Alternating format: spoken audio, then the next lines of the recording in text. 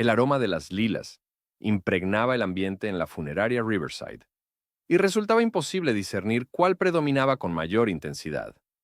Mi hermano David reposaba en su ataúd de caoba, aparentando una serenidad que jamás había exhibido en vida, en tanto su viuda, Evelyn, se enjugaba las lágrimas con un pañuelo, cuyo valor superaba con creces el alquiler mensual de la mayoría de la gente. Era un esposo tan abnegado, murmuró a la fila de condolientes, modulando su tono para que se quebrara en los instantes precisos. No sé cómo podré sobrellevar su ausencia. Yo me mantenía en un rincón, saboreando mi tercer whisky de la jornada, observando cómo mi cuñada escenificaba su dolor como si aspirara a un premio de la academia. El vestido negro de Chanel se adhería con precisión a sus formas, y su melena rubia descendía en ondas meticulosamente dispuestas sobre los hombros. Aún en pleno duelo, Evelyn Grant parecía haber emergido de las páginas de una revista de moda. Mi amigo de toda la vida, Trent Walsh, surgió a mi lado, su corpulenta figura obstruyendo la perspectiva del féretro. Impresionante concurrencia, comentó, ajustándose la corbata. David se habría sentido halagado. David habría estado ebrio, respondí, dando un trago más, igual que yo. Trent soltó una risa contenida, aunque sus ojos recorrían el salón, deteniéndose en Evelyn mientras recibía las expresiones de pésame de la esposa del alcalde. Lo conocía desde la secundaria, en aquellos tiempos en que ambos luchábamos por ganarnos el respeto en esta conservadora población del Valle del Hudson. Hoy en día, él dirigía el concesionario automovilístico más grande de 3 condados, famoso por esos anuncios vulgares en los que se dirigía directamente a la cámara y garantizaba que los tratos de Walsh no te defraudarían. La ceremonia se prolongó durante otra hora. El padre Mackenzie pronunció un panegírico que pintaba a David como un santo, en lugar del ludópata que había dilapidado gran parte de la fortuna familiar antes de que su corazón cediera a los 42 años. Mantuve silencio y permití que las falsedades continuaran. Tras el acto, todos se congregaron en la mansión Grant para el velorio. Esa mole victoriana pertenecía a nuestra estirpe desde hacía 4 generaciones, con sus torres y frontones alzándose sobre el río Hudson como sacados de una novela gótica. David había actualizado el interior con la colaboración de Evelyn, sustituyendo el encanto antiguo por un minimalismo pulido que transmitía tanto calidez como una morgue. Me hallé en el despacho de David, contemplando la estantería repleta de volúmenes jurídicos que nunca había abierto. El espacio aún conservaba el olor a sus habanos y loción. Sobre el escritorio descansaba una garrafa de cristal con escocés, de la que me serví una medida abundante. Oliver. La voz de mi madre Caroline interrumpió mis cavilaciones. Se erguía en el umbral, con el cabello plateado recogido en un moño austero. Su vestido negro, tan sencillo y refinado como el de Evelyn, carecía de ostentación. Tenemos que conversar. No en este momento, mamá.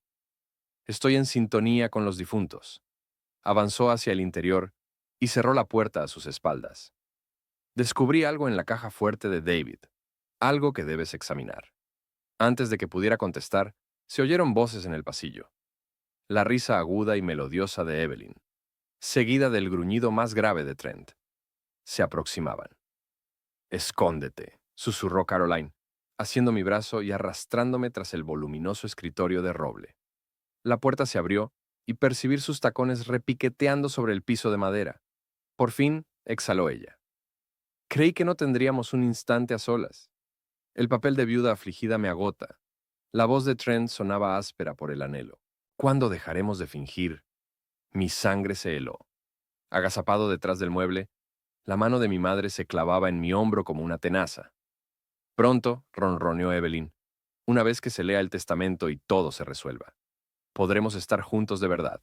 Y Oliver, él heredará la mitad de todo. Evelyn soltó una carcajada gélida y cortante. Oliver es un borracho y un fracasado. Dilapidará su porción en un año, tal como hizo su hermano. Además, tengo intenciones para el querido Oliver. El rumor de telas agitándose invadió el cuarto. Arriesgué una ojeada por el borde del escritorio y de inmediato me arrepentí. Trent había arrinconado a Evelyn contra la biblioteca de David, con su falda subida hasta la cintura, sus manos explorando su figura como si le perteneciera. Dios, cuánto lo extrañé, gimió él besándole el cuello. El funeral me excitó tanto, jadeó ella, sabiendo que al fin se ha ido, que podremos poseer todo lo que anhelábamos. Mis puños se cerraron con fuerza. Mi hermano ni siquiera estaba frío todavía, y su esposa se enredaba con mi mejor amigo en su propio estudio, planeando dilapidar su herencia.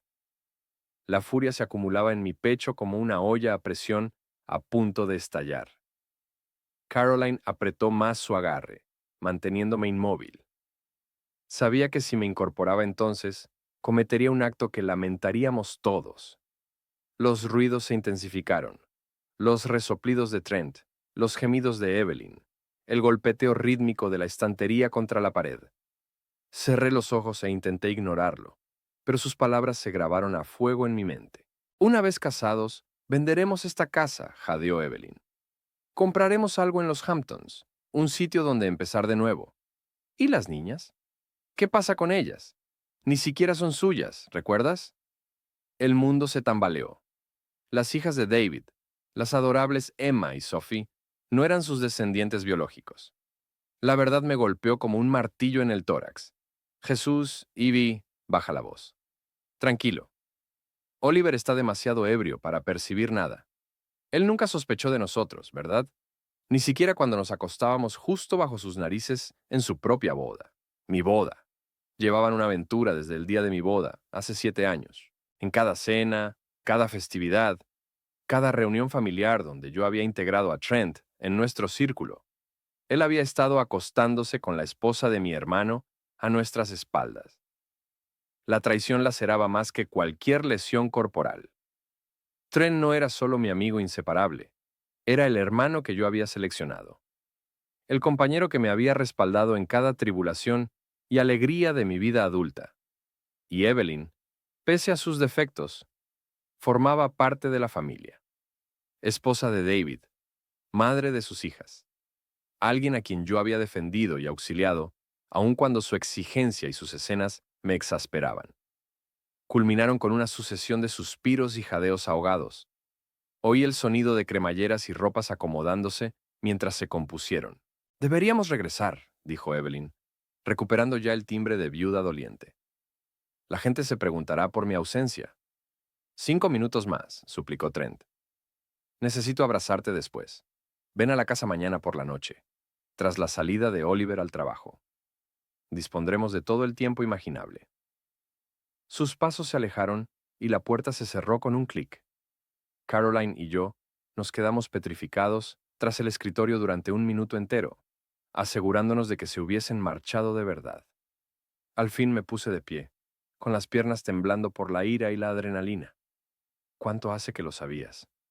El rostro de Caroline estaba pálido pero resuelto. Lo intuía desde hace meses. David contrató a un detective privado antes de morir. Descubrió el romance, el verdadero padre de las niñas. Sacó un sobre manila de su bolso. Todo está aquí. Fotografías, pruebas de ADN, documentos financieros que revelan cómo Trent se ha estado apoderando de las cuentas de David. Abrí el sobre con manos trémulas. Las imágenes eran borrosas, pero nítidas. Trent y Evelyn en posturas comprometedoras, con fechas que indicaban que la liaison duraba más de 3 años. El informe genético confirmaba que ni Emma ni Sophie compartían los marcadores de David, pero sí coincidían con muestras de la taza de café de Trent. Dios mío, murmuré. David lo sabía. Planeaba pedir el divorcio. Por eso sufrió el infarto, el estrés, la deslealtad, la presión económica por el desfalco de Trent. Todo se acumuló hasta quebrantarlo. Me hundí en el sillón de cuero de David, aplastado por el peso de la revelación. Mi hermano había fallecido consciente de que su mujer le ponía los cuernos con su mejor amigo, de que sus hijas no eran suyas, de que su confianza había sido violada de la forma más atroz posible. Hay que desenmascararlos, declaré, mi voz cargada de sentimiento. Caroline negó con la cabeza. David me hizo jurar que esperara. Quería que tú decidieras qué hacer con esta información. Dijo que sabrías reconocer el momento adecuado. El momento es ahora. Voy a salir y contárselo a todos lo que presencié. ¿Y después qué? ¿Destruirás la vida de esas pequeñas? ¿Desgarrarás dos familias impulsado por la rabia y el dolor? La voz de Caroline era suave pero inflexible. David buscaba justicia, pero también deseaba salvaguardar a Emma y Sophie. Son inocentes en este enredo. Contemplé las fotos, con la mente bullendo. Evelyn y Trent aparecían tan alegres, tan despreocupados, mientras David se consumía en estrés y desengaño. La injusticia me corroía las entrañas como un ácido. ¿Qué propones que haga? ¿Fingir que no vi nada? ¿Dejarlos impunes? Te sugiero que actúes con astucia. Sé paciente. El testamento de David se leerá mañana. Una vez que sepas tu posición económica, podrás trazar el plan. Caroline se incorporó y alisó su vestido. Pero acuérdate, la venganza se saborea mejor en frío. Y tu hermano siempre afirmaba que tú eras el grandson más sagaz. Me dejó solo en el despacho con las pruebas de la ruina de nuestra familia. Me serví otro escocés y miré por la ventana hacia el río Hudson, viendo cómo el sol se ponía sobre las aguas. En algún lugar de la casa, Evelyn interpretaba su rol de viuda desconsolada mientras Trent le prestaba su hombro para llorar. Ignoraban por completo que yo conocía su secreto. De momento, eso me confería la superioridad. Guardé el sobre en el interior de mi chaqueta y volví al velorio, esbozando una sonrisa en el rostro y recibiendo las condolencias de individuos que probablemente sabían más sobre los asuntos familiares que yo mismo. Las poblaciones pequeñas funcionaban así. Los secretos solían volverse de dominio público, salvo para quienes más los padecían. Trent me localizó junto a la barra, con el semblante enrojecido y el cabello algo desordenado. Vaya día, dijo, dándome una palmada en el hombro. ¿Cómo lo llevas? Lo miré a los ojos, buscando indicios de culpa o arrepentimiento. Solo hallé la misma seguridad despreocupada que lo había hecho popular en la secundaria y próspero en los negocios. Era un vendedor innato, capaz de mentir con una sonrisa y hacerte agradecerle el engaño. Voy saliendo adelante, contesté, manteniendo un tono imparcial. Gracias por estar aquí. David lo habría valorado. Por supuesto, amigo. Somos familia. ¿Familia? La palabra me dejó un sabor amargo en la boca. Me aparté un momento y vi a Evelyn presidiendo en el salón, rodeada por la crema de la sociedad local. Al acercarme, levantó la vista, con sus ojos azules brillando por lágrimas contenidas. Oliver, murmuró al ponerse de pie para abrazarme. Lamento tanto tu pérdida. David te quería con toda el alma. Dejé que me envolviera, percibiendo el aroma del colonia de Trent en su piel, notando el calor de su cuerpo, que apenas una hora antes había estado junto al de otro hombre. Gracias, Evelyn. Sé que esto te duele también. No sé cómo seguiré sin él. Susurró ella, con la voz quebrada de forma impecable. Las chicas y yo estamos tan desorientadas. Su actuación fue impecable. Si no la hubiera visto con Trent, si no hubiera oído sus palabras frías sobre la muerte de mi hermano, podría haber creído que su dolor era sincero. En cambio, tenía la sensación de presenciar una lección magistral en engaño. La velada se extendió con lentitud hasta que, por fin, con alivio, el último doliente se marchó. Ayudé a ordenar, charlando con Evelyn sobre los planes fúnebres y las notas de agradecimiento. Todo ello mientras el sobre ardía contra mi pecho, como un hierro candente. Al disponerme a irme, Evelyn me sujetó el brazo. Oliver, espera. Quería platicar contigo de un asunto. ¿Qué te inquieta? La lectura del testamento de David es mañana. Sé que esperas recibir la mitad de todo, pero ojalá pienses en el porvenir de las niñas. Ellas requerirán estabilidad, fondos para estudios, un hogar firme. Observé su rostro en busca de fisuras en la fachada. Por supuesto, Emma y Sophie son mi prioridad también. Un destello de alivio cruzó sus ojos. Bien. Temía que quisieras vender la casa o convertir en efectivo los bienes. Este lugar es lo único que les queda de su padre. La ironía resultaba abrumadora.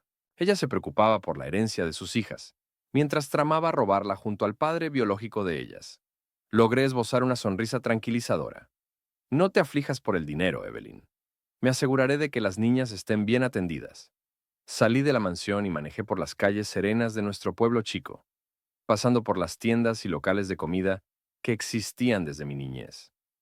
Todo aparentaba normalidad, paz, inmutabilidad. Pero bajo la capa superficial, la podredumbre se propagaba como un cáncer. Cuando llegué a mi departamento sobre el restaurante, ya había tomado una resolución. Caroline tenía razón en un punto. La venganza se saboreaba mejor fría, pero se equivocaba en otro. El momento adecuado no era una fecha lejana cuando el sufrimiento se diluyera y la equidad se desvaneciera. El momento preciso era el presente. Solo debía actuar con astucia. Las oficinas legales de Hardwell Morrison y asociados ocupaban el piso superior del edificio más antiguo del pueblo, con ventanales de suelo a techo que brindaban una vista imponente del valle del Hudson. Me senté en la sala de conferencias con paneles de caoba, tamborileando los dedos sobre la mesa lustrada mientras aguardábamos la llegada de todos.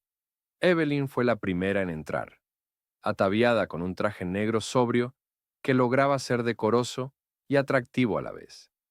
Traía consigo a su amiga Sasha Chen, una influyente en redes sociales que registraba cada instante de su existencia para sus 1000 seguidores. Sasha tenía el teléfono en mano de manera espontánea, seguramente transmitiendo en vivo la lectura del testamento como material de duelo auténtico. «Espero que no te moleste que trajera a Sasha», dijo Evelyn al tomar asiento frente a mí. «Necesitaba apoyo emocional». «Por supuesto que no», mentí. Sasha era una chismosa superficial que convertía las desgracias ajenas en diversión, pero no iba a iniciar un conflicto antes de la lectura del testamento. Trent llegó después, visiblemente incómodo en su traje mejor. Me saludó con un gesto y se acomodó cerca de la ventana, esquivando mi mirada. Me pregunté si recordaba la escena de ayer en el estudio de David. Mi madre, Caroline, fue la última en aparecer, junto a nuestro abogado familiar, Jasper Morrison.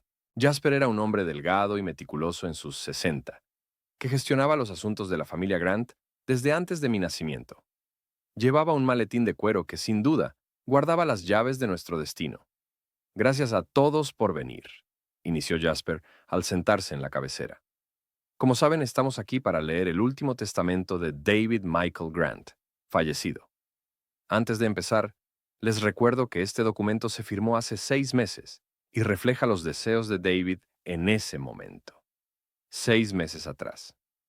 Eso coincidía justo con el descubrimiento del romance por parte de David. Miré de reojo a Evelyn, pero su expresión se mantuvo serena, con las manos cruzadas en el regazo como una alumna. Jasper abrió su maletín y extrajo un voluminoso papel encuadernado en tapas azules. Omitiré el preámbulo jurídico y pasaré a las cláusulas principales. A mi amada esposa, Evelyn, le dejo nuestra casa familiar y su contenido, junto con un fondo fiduciario de $500,000 para el cuidado y educación de nuestras hijas, Emma y Sophie. Los hombros de Evelyn se aflojaron un poco. $500,000 no era la suma que anticipaba, pero la casa por sí sola valía más de 2 millones. A mi hermano Oliver le dejo el resto de mis bienes, incluyendo todos los intereses comerciales, cuentas de inversión y propiedades personales no mencionadas específicamente. Hice un cálculo rápido mental. El grupo de restaurantes de David valía al menos 3 millones, y su portafolio de inversiones crecía de forma constante desde años. Aún con sus deudas de juego, enfrentaba una herencia considerable, pero Jasper no había concluido. Sin embargo, hay una disposición adicional que impacta a ambos herederos. David incluyó lo que se conoce como una cláusula de moralidad. La habitación se sumió en silencio. El rostro de Evelyn palideció levemente, y vi a Trent removerse inquieto en su asiento. «¿Qué es una cláusula de moralidad?», susurró Sasha con el teléfono aún grabando. Jasper carraspeó. «Establece que si Evelyn se vuelve a casar dentro de 2 años de la muerte de David, o si surge prueba de infidelidad durante el matrimonio, su herencia se anulará y pasará a Oliver, salvo un fondo modesto para la educación de los niños. El mutismo se tensó como un alambre estirado. Oía el tic-tac del reloj en la pared, el rumor lejano del tráfico en la calle abajo. Las manos de Evelyn temblaban ya, su compostura resquebrajándose al fin. Eso es absurdo, tartamudeó. David nunca habría hecho algo tan despiadado. Me temo que fue muy explícito en sus inquietudes, respondió Jasper con suavidad. Además, incluyó que si Oliver presenta evidencia de adulterio, la transferencia de bienes será inmediata. Sentí como un rayo me atravesaba. David había sabido del affair y había tendido una trampa a su esposa infiel. El sobre en mi chaqueta de pronto pesaba 1000 libras. «Esto es inaceptable», exclamó Evelyn, elevando la voz. «Fui una esposa leal. Amé a David por completo». «Por supuesto que sí», intervino Caroline con fluidez. «Seguro no tienes de qué preocuparte». Trent había empalidecido por completo. Miraba sus manos, tal vez estimando cuánto dinero perdería pronto. La concesionaria de autos prosperaba, pero no lo suficiente para adquirir una mansión y mantener a una esposa con 2 hijos. Jasper prosiguió con las donaciones menores y disposiciones legales, pero yo apenas lo escuchaba. Mi mente galopaba, asimilando las ramificaciones del último movimiento de David. Me había otorgado el poder para arruinar a Evelyn y Trent, pero también aseguraba que no actuara por impulso. Requería pruebas y debía prever las repercusiones. Al finalizar la lectura, Evelyn casi huyó de la sala, con Sasha siguiéndola y el teléfono capturando todo. Trent se quedó un instante, como si quisiera hablar, pero desistió y salió en silencio. Caroline y yo nos quedamos sentados mientras Jasper guardaba sus papeles. ¿Sabías de la cláusula de moralidad? Le pregunté a mi madre. Asintió. David me mostró el testamento antes de firmarlo. Esperaba no usarla, que el matrimonio se salvara de algún modo, pero quería resguardar los bienes familiares. ¿Y estás de acuerdo con esto? Con que yo pueda quitarle todo a Evelyn y las niñas. La expresión de Caroline se endureció. Esas niñas estarán cubiertas de cualquier forma. Pero Evelyn tomó sus decisiones. Si fue fiel, no hay riesgo. Jasper alzó la vista de su maletín. Oliver, debo decirte que tu hermano también te dejó esto. Me entregó un sobre sellado con mi nombre en la caligrafía conocida de David. Esperé a estar solo en mi auto para abrirlo. Sino, la carta de David era concisa pero arrasadora. Oliver, si lees esto ya no estoy, y conoces la verdad sobre Evelyn y Trent. Lamento que lo supieras así, pero no pude decírtelo en vida. Confiabas en ambos, y ellos traicionaron esa confianza de la peor manera. La evidencia es abrumadora, pero la elección de qué hacer con ella es tuya. Te he dado las herramientas legales para buscar justicia, pero no te obligaré desde el más allá. Lo que decidas, lo comprenderé. Solo recuerda que Emma y Sophie son inocentes. No merecen padecer por los errores de su madre. Te quiero, no, hermano. Cuida de nuestra familia. David. Permanecí en el estacionamiento por 20 minutos, releyendo la carta una y otra vez hasta grabarla en mi mente. David había cargado solo ese peso por meses, viendo cómo su esposa y su mejor amigo lo traicionaban mientras él se extinguía por estrés y desengaño. La furia de ayer palidecía ante lo que sentía ahora. No se trataba solo de infidelidad o robo. Era la demolición sistemática de un hombre decente por quienes más debían amarlo. Mi teléfono vibró con un mensaje de Trent. ¿Quieres una cerveza? Día duro. La osadía era impresionante. Quería condolirse por la muerte de mi hermano mientras planeaba gastar su herencia con la viuda. Respondí. Otro día. Necesito estar solo. Otro mensaje. Este de Evelyn. ¿Podemos hablar? Me inquieta el futuro de las niñas. No contesté. Que se angustiara. Que se preguntara si sospechaba algo. El temor era un arma potente, y yo apenas empezaba a dominarla. Esa noche, me dirigí en auto hacia el Lantern, un tugurio en las afueras de la ciudad, un sitio ideal para emborracharme tranquilo, sin cruzarme con conocidos. El barman, un veterano ex policía curtido llamado Murphy, se ocupaba de lo suyo y servía tragos generosos. «Día duro», inquirió mientras deslizaba un whisky sobre la madera rayada de la barra. «Hoy se leyó el testamento de mi hermano». Murphy asintió con comprensión. «El dinero enloquece a la gente. He presenciado cómo se desintegran familias por sumas mucho menores a las que supongo enfrentan ustedes. No imaginaba cuán acertado estaba. Estaba a mitad de mi segundo trago cuando sonó mi teléfono. Número desconocido, pero contesté de todos modos.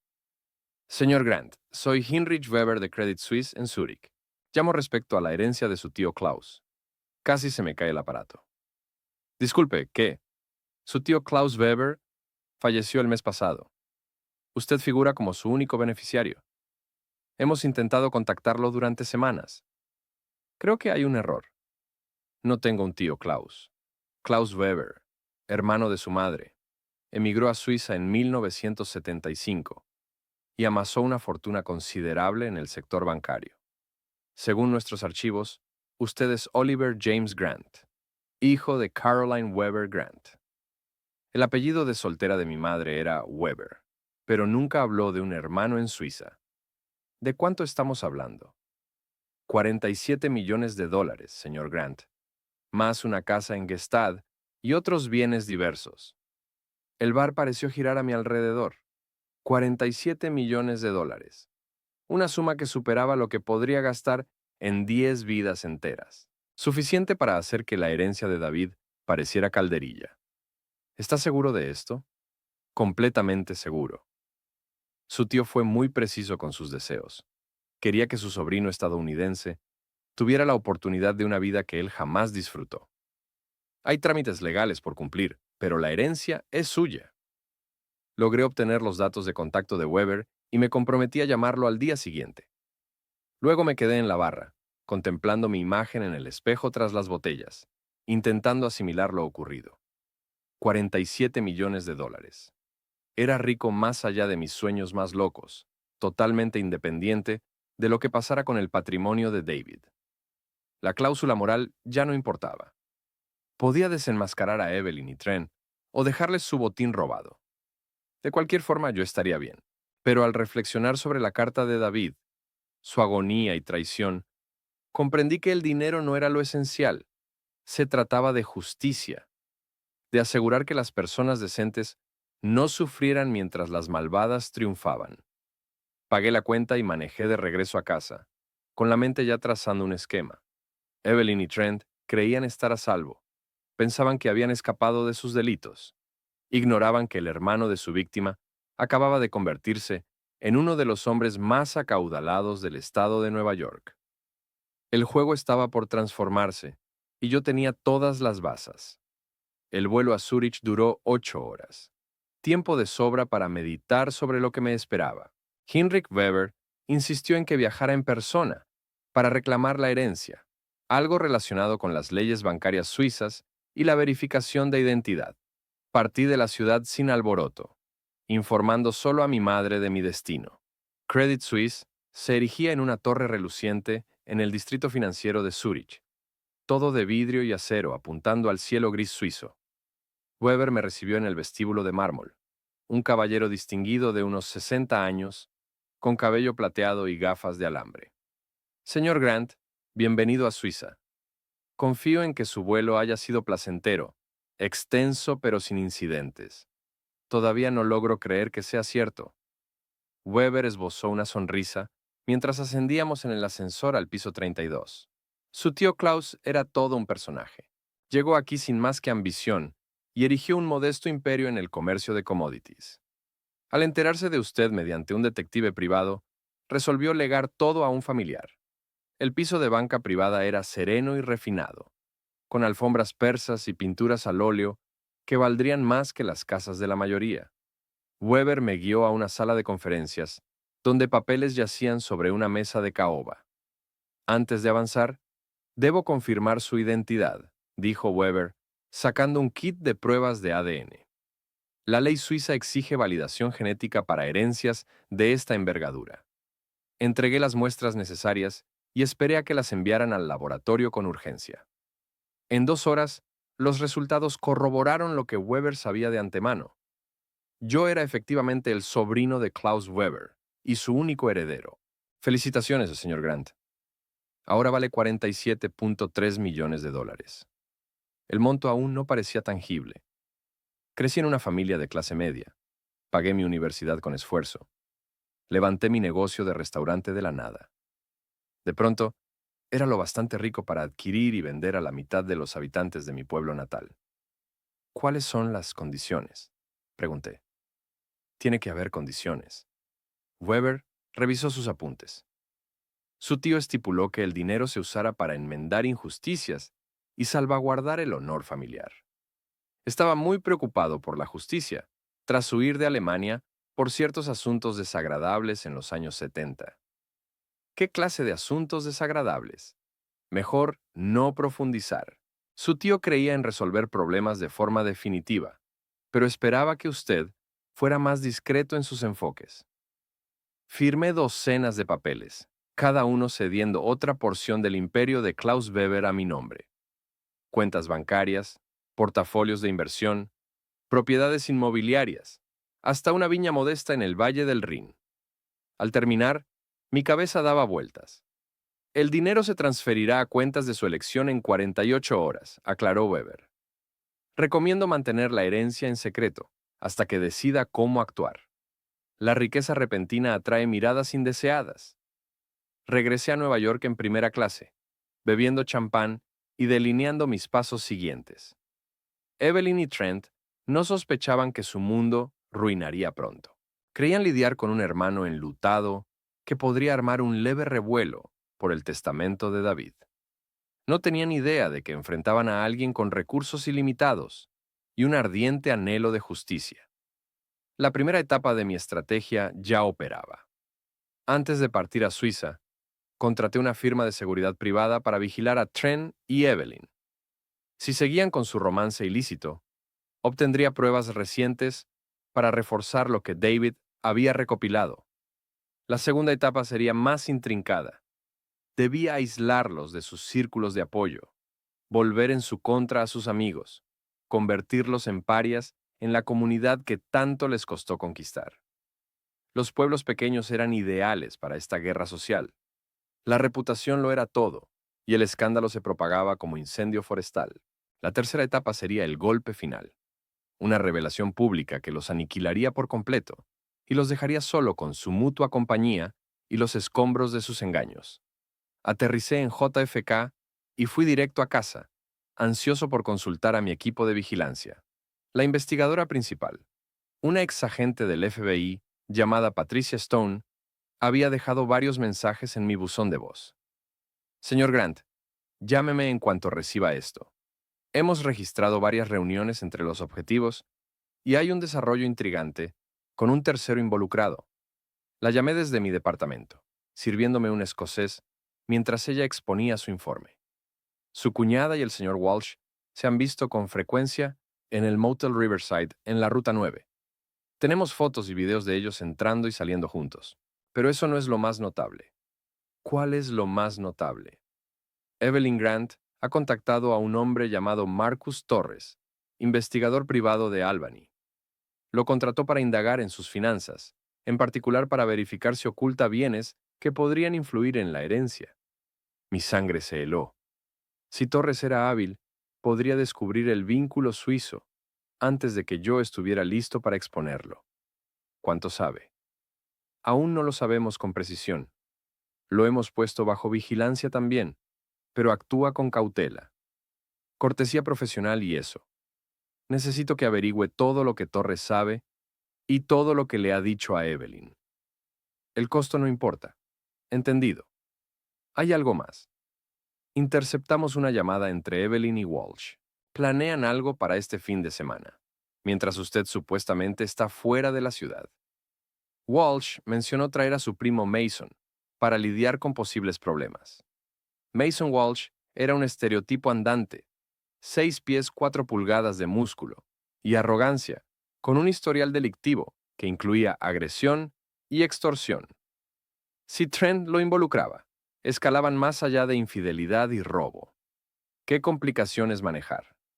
No lo especificaron, pero el contexto indica que temen que usted descubra su aventura. Mason tiene fama de hacer desaparecer inconvenientes. Sentí un escalofrío por la espalda. ¿Estarían considerando violencia de verdad? La idea parecía ridícula, pero la gente comete locuras cuando hay millones en juego. Quiero protección las 24 horas, dije.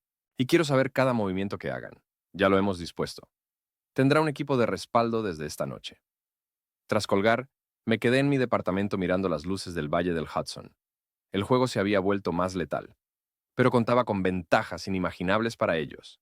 Recursos sin límites, ayuda experta y, sobre todo, el factor sorpresa. Mi teléfono vibró con un mensaje de Trent. «Hey, amigo, cenamos mañana. No te he visto desde el funeral». El tono despreocupado helaba la sangre. Planeaba quién sabe qué con su primo delincuente mientras me escribía sobre planes de cena. Respondí, «Claro, en el Lantern a las 7». «Perfecto. Me muero por ponernos al día». Le reenvié la charla a Patricia Stone con una nota. Están apresurando su cronograma. Prepárense para lo que sea.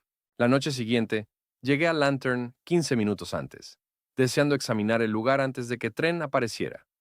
Murphy estaba tras la barra como siempre, limpiando vasos y viendo un partido de béisbol en el viejo televisor colgado en la esquina. ¿De vuelta tan pronto?, preguntó, deslizando un whisky sobre la barra.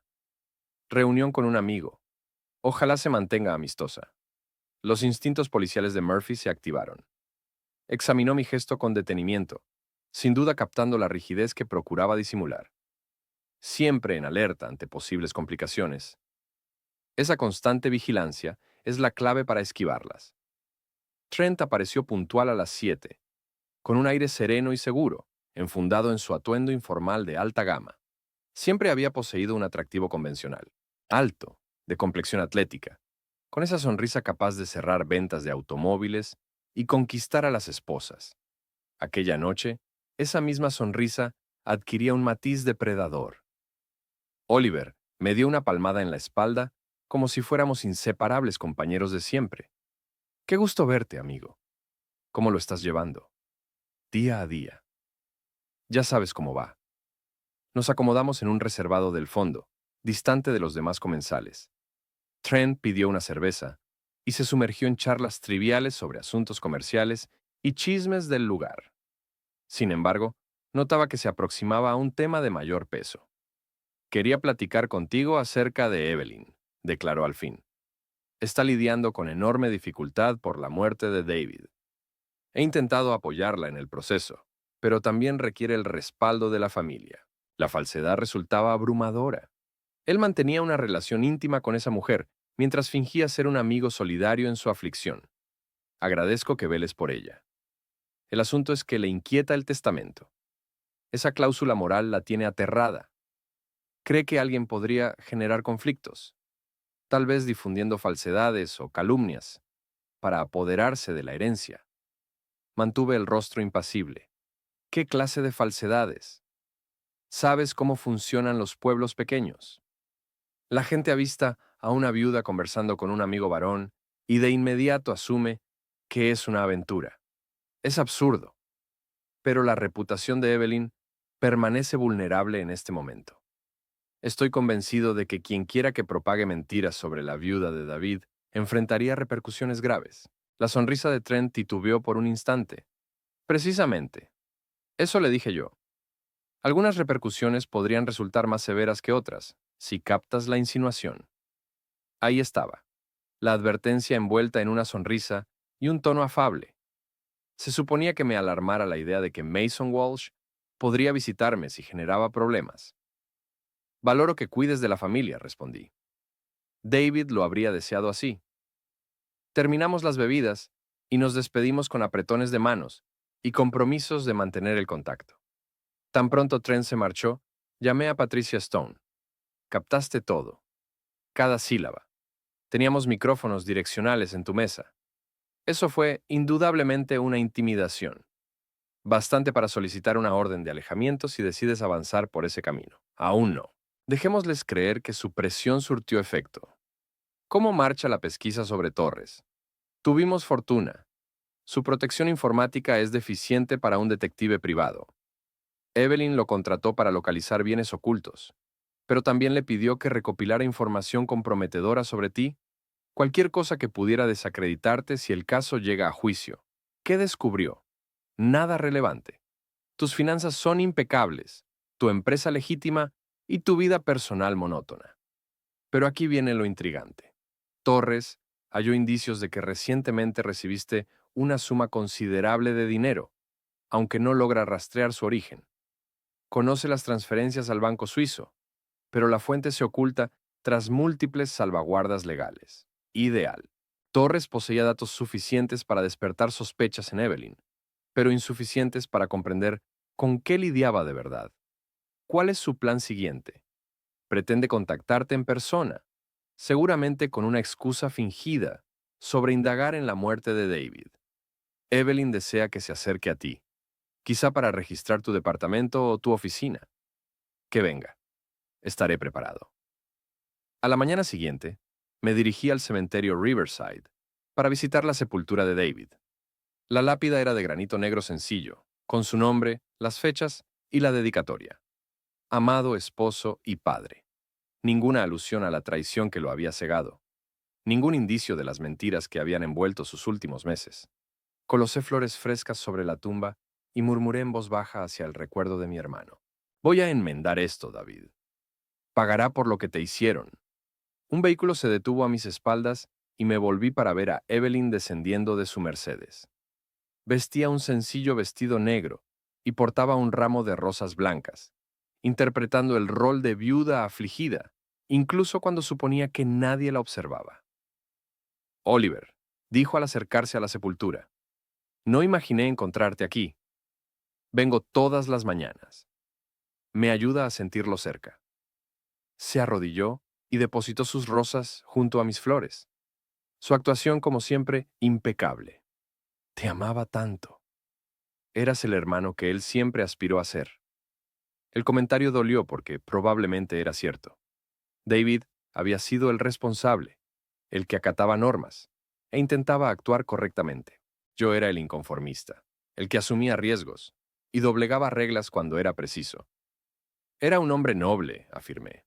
Merecía algo más. Evelyn alzó la vista hacia mí con agudeza, escudriñando mi rostro en busca de intenciones ocultas. ¿Más en qué sentido? Mejor salud, mayor tiempo con las niñas, la oportunidad de verlas madurar. Se relajó un poco. Sí, lo merecía. Ojalá hubiera podido rescatarlo de algún modo. Hay cosas que no se pueden rescatar. Algunas traiciones resultan demasiado profundas para sanar. Esta vez, captó sin duda el subtexto. Sus ojos se entrecerraron, y por un instante, la máscara se resquebrajó, dejando ver a la mujer calculadora por debajo. ¿Qué intentas insinuar, Oliver? Solo que David sabía más de lo que la gente suponía. Era muy perceptivo, muy meticuloso. Dejó un legado considerable. Me alejé, dejándola arrodillada junto a la tumba con una expresión de desconcierto y ansiedad. La presión psicológica se intensificaba, y pronto cometería un error. Siempre lo hacían cuando se sentían acorraladas. Mi teléfono sonó al llegar a mi auto. Número desconocido. Seguramente Torres, iniciando su jugada. Señor Grant, soy Marcus Torres, investigador privado. Me gustaría conversar con usted sobre la muerte de su hermano. ¿Respecto a qué? Tengo motivos para creer que David pudo haber sido asesinado. ¿Podemos vernos? La osadía era impresionante. Torres iba a imputarme el homicidio de mi propio hermano mientras laboraba para la mujer que en realidad lo había eliminado mediante traición y tensión. Me intriga mucho tu hipótesis, dije. ¿Cuándo y dónde? Acordamos encontrarnos esa tarde en una cafetería del pueblo. Pasé las horas previas preparándome para el encuentro, repasando todo lo que Patricia Stone había averiguado sobre Torres y su pesquisa. La cafetería estaba casi desierta cuando llegué. Torres ya guardaba, un hombre delgado en sus 40, con un bigote propio de los 80. Había seleccionado una mesa en el rincón, desde donde divisaba la entrada. La típica paranoia de un detective freelance. Señor Grant, gracias por reunirse conmigo. Sé que es un periodo arduo. ¿Qué te hace pensar que David fue asesinado? Torres abrió una carpeta manila y extendió varios papeles sobre la mesa. Los registros médicos de tu hermano indican estrés extremo en las semanas previas a su fallecimiento. Sus extractos bancarios muestran retiros y movimientos inusuales, y hay señales de que investigaba a alguien de su círculo íntimo. todo verídico. Pero Torres apuntaba al sospechoso equivocado. ¿A quién crees que lo mató? Pienso que alguien descubrió que David había detectado su complot. Alguien con acceso a sus cuentas. Alguien familiarizado con sus hábitos. Alguien que ganaría con su muerte. Torres se inclinó hacia adelante, fijo sus ojos en los míos. Alguien como su hermano, que heredaría millones de dólares. Reí, de verdad divertido por la imputación. Interesante hipótesis. ¿Tienes pruebas concretas? Sé lo de la cuenta suiza, Oliver. 47 millones de dólares es una fortuna que heredas justo tras la muerte de tu hermano. Curiosa coincidencia. Sería si existiera vínculo entre ambos sucesos. Pero mi tío Klause falleció de causas naturales en Suiza, ante testigos médicos y legales. Su testamento se registró meses antes de la muerte de David. La seguridad de Torres flaqueó. Esperaba que negara la herencia suiza o mostrara sorpresa por su saber. En cambio, yo explicaba con calma hechos que él no había desentrañado. Ha sido exhaustivo, proseguí. Pero laboras para el cliente incorrecto. La persona que mató a David es quien te contrató. Eso es absurdo. Evelyn amaba a su esposo. Evelyn mantenía un romance con Trent Walsh por más de 3 años. David lo descubrió y planeaba divorciarse. El agobio de la infidelidad provocó su infarto. Saqué mi teléfono y le mostré una foto de vigilancia que Patricia Stone había capturado. Trent y Evelyn ingresando al Motel Riverside. Su lenguaje corporal evidenciaba la intimidad. Torres miró la imagen, palideciendo. ¿De dónde sacaste esto? Tengo mis propios investigadores, mucho más eficientes que los de Evelyn. Me recosté en la silla, deleitándome con su azoramiento. Te manipuló Torres. Te empleó para incriminarme en la muerte de David, y así heredar todo, sin temor a la cláusula moral. No lo creo. Verifica tu cuenta bancaria. Apuesto que te pagó en efectivo, posiblemente con fondos robados de las cuentas de David. No solo investigas un asesinato, Torres. Estás encubriéndolo. Lo dejé sentado a la mesa, contemplando la foto, y probablemente reevaluando su pesquisa entera. Una hora después, Patricia Stone llamó para informar que Torres había ido directo al Motel Riverside y confrontado a Evelyn en el estacionamiento. Se puso feo, relató. Gritos abundantes, algo de forcejeo. Torres la acusó de usarlo para incriminarte. Ella lo negó todo, pero él no se lo tragó. Exigió el resto de su pago y le anunció que abandonaba el caso. ¿Cómo reaccionó ella? Como alguien cuya estrategia de reserva se desmoronaba. Realizó varias llamadas tras la partida de Torres, probablemente a Walsh. Se reúnen esta noche en su casa. Hora de activar la trampa. ¿Estás lista? Llevamos días preparados. Solo dame la señal. Regresé a casa y descorché una botella de vino. El vintage predilecto de David, de una viña en Napa Valley. Mañana, sus asesinos enfrentarían la justicia. Esta noche, brindaría por su memoria y me alistaría para la etapa final de mi estrategia. El cierre del juego estaba por iniciarse. Las fotos de vigilancia llegaron puntualmente a las 6 de la mañana, entregadas en persona por Patricia Stone. Ella distribuyó las imágenes sobre la mesa de mi cocina como si fuera una jugadora repartiendo naipes en una partida. El camión de tren y el camino de entrada de Evelyn pasada la medianoche. Luces encendidas en el dormitorio principal hasta las 3 de la mañana. La motocicleta de Mason Walsh estacionada detrás del garaje. Celebraron una reunión de estrategia, contó Patricia, mientras se servía café de mi cafetera. Una charla muy acalorada sobre cómo lidiar contigo. Walsh prefería observar si las imputaciones de Torres prosperaban. Evelyn optaba por una intervención más agresiva. ¿Qué significa intervención agresiva? Mason Walsh se dedica a borrar personas del mapa, no siempre de forma definitiva, sino el tiempo suficiente para que los líos se disuelvan solos. Pretenden capturarte esta noche al salir del restaurante. Examiné las fotografías, mientras una furia gélida se instalaba en mi pecho.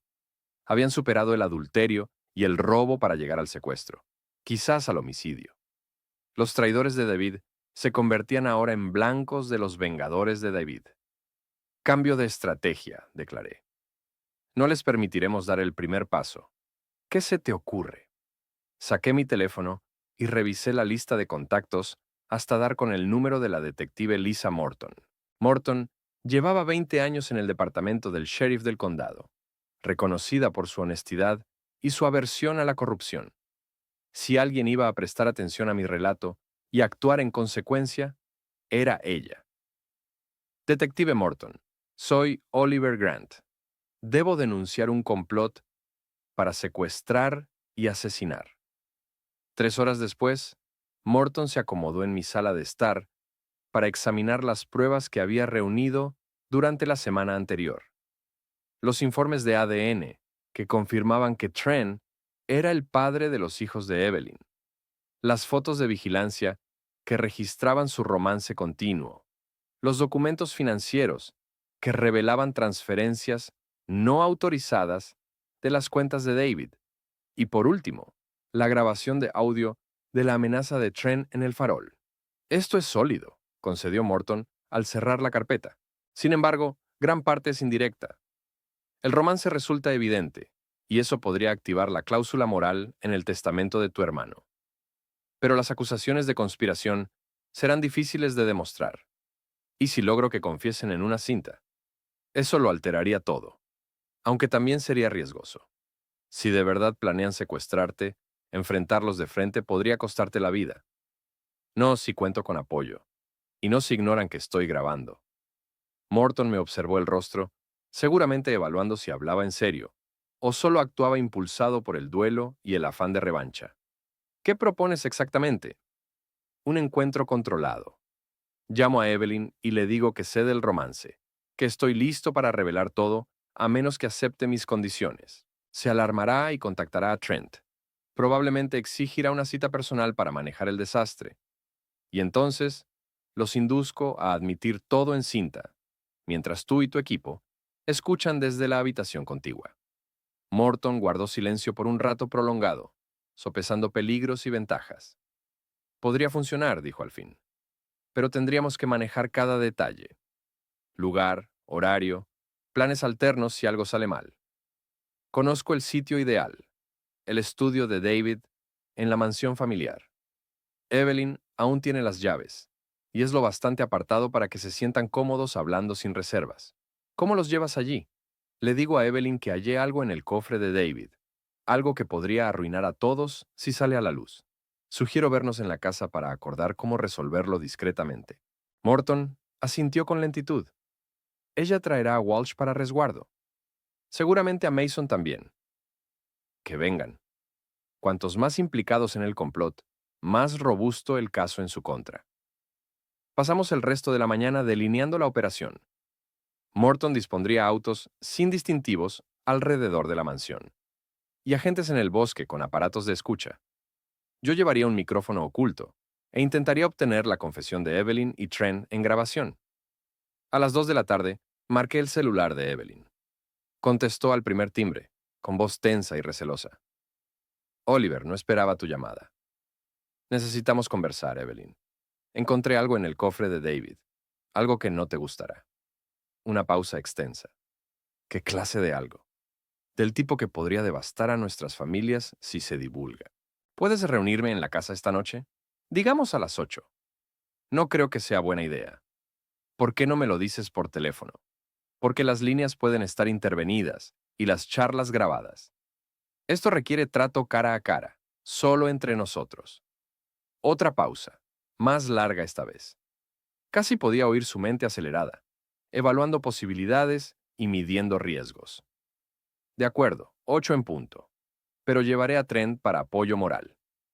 Por supuesto, David siempre lo vio como de la familia. Colgué y llamé de inmediato a Patricia Stone. Picaron el anzuelo. 8 de la mañana en la mansión. Estaremos preparados. Intenta no dejarte matar antes de que los detengamos. Las siguientes 6 horas transcurrieron lentas como meses. Intenté almorzar, pero no pude retenerlo. Intenté leer, pero no logré enfocarme. Al cabo, conduje al cementerio de David y pasé una hora charlando con su lápida, fortificándome para lo que se avecinaba. Esto es todo, hermano. Esta noche pagarán por lo que te hicieron. A las 7:30 llegué a la mansión. La gente de Morton ya ocupaba posiciones, invisibles en la penumbra creciente. Entré por la puerta principal y me dirigí al estudio de David, encendiendo las luces y acomodándome en su sillón de cuero tras el escritorio. El micrófono que Patricia Stone me había colocado era invisible bajo la camisa, pero lo sentía contra la piel como un remordimiento. Todo lo que dijera o escuchara quedaría registrado, válido en juicio si obteníamos las confesiones requeridas. Evelyn llegó puntual a las 8, abriendo con su llave por la puerta de la cocina. Oí el taconeo en los pisos de madera al aproximarse al estudio, seguido de pasos más pesados que solo podían ser de Trent. Oliver, llamó. ¿Dónde estás? Aquí dentro. Surgió en el umbral, aún hermosa, pero marcada por la semana transcurrida.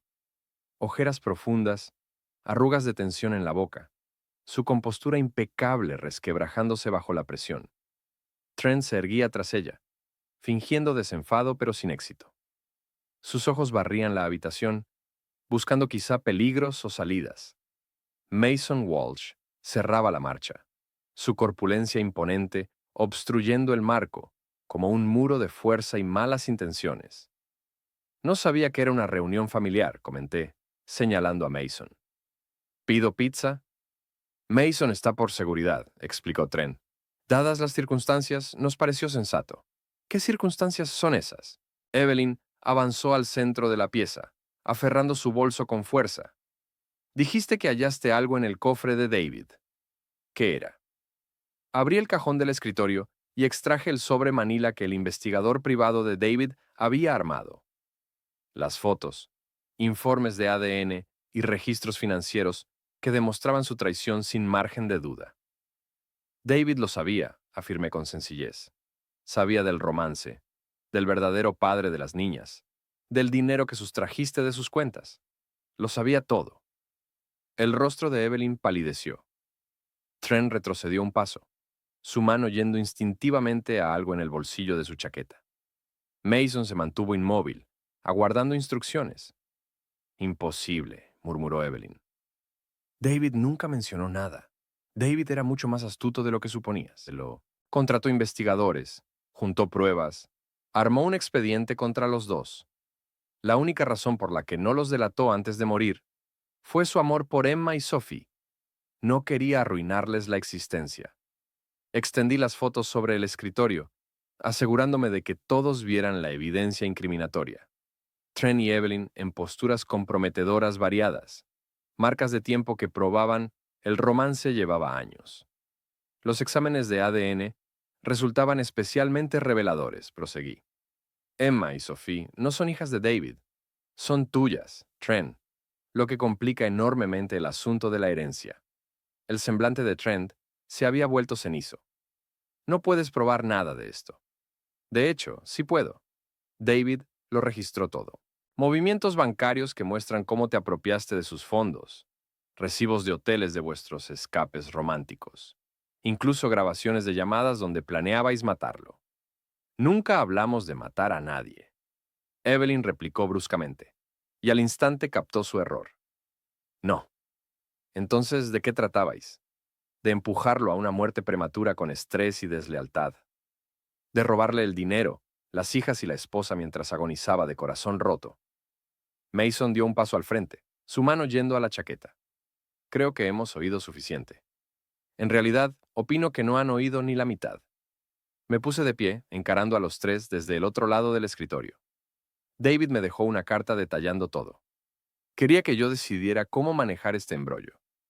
¿Qué tipo de decisiones? Preguntó Trent.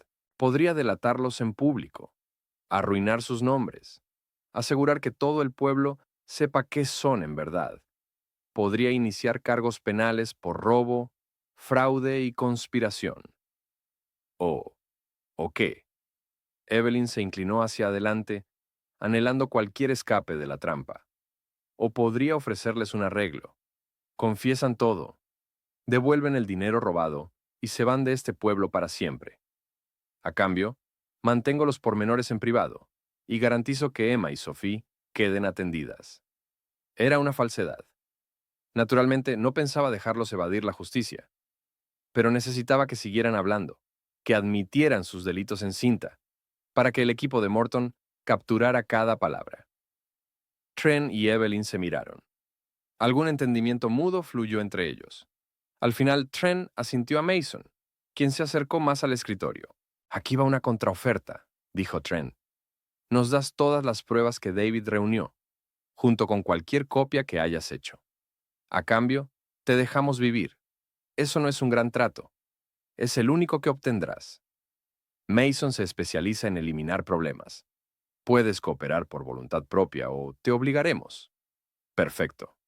Acababan de confesar el complot y amenazar mi vida en grabación. El equipo de Morton tenía lo necesario para proceder a las detenciones. ¿Y si me niego?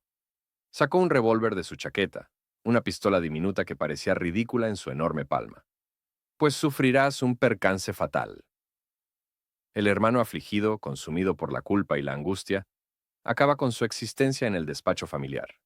Tan lamentable, tan creíble. ¿Me mataríais por codicia? Estaríamos neutralizando un peligro para nuestro linaje, replicó Evelyn con frialdad. David era frágil, aunque servía a nuestros fines. Tú solo eres débil. Ya no quedaba rastro de la farsa. La viuda doliente se había transformado en una depredadora astuta que trataba a las personas como estorbos para apartar o como bienes para saquear. ¿Cuánto tiempo lleva esta infamia?, pregunté.